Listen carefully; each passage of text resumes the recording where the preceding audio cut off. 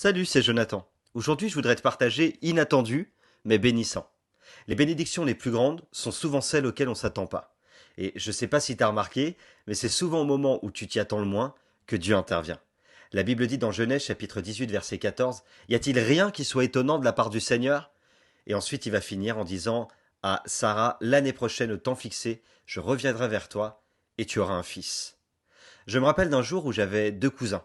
Et on parlait de Dieu un soir, et comme ça, de manière totalement inattendue, je leur ai dit, si vous voulez, on peut prier ensemble pour que vous receviez le baptême du Saint-Esprit. Alors on est rentré dans une caravane, ils se sont mis à genoux, et puis on a prié. Et alors que c'était complètement inattendu, ils se sont mis à parler en langue et à louer Dieu. Aujourd'hui encore, lorsqu'on se croise, il nous arrive d'en parler.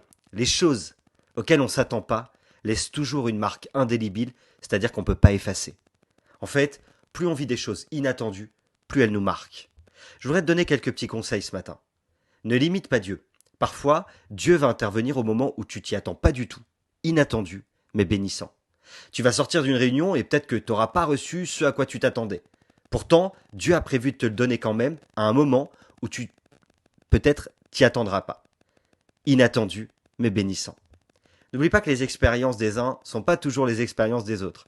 Chacun va vivre sa propre expérience. Dieu connaît ton cœur et il peut t'étonner à un moment où tu t'y attends pas. Inattendu, mais bénissant. Alors je sais pas toi, mais moi j'aime bien les surprises.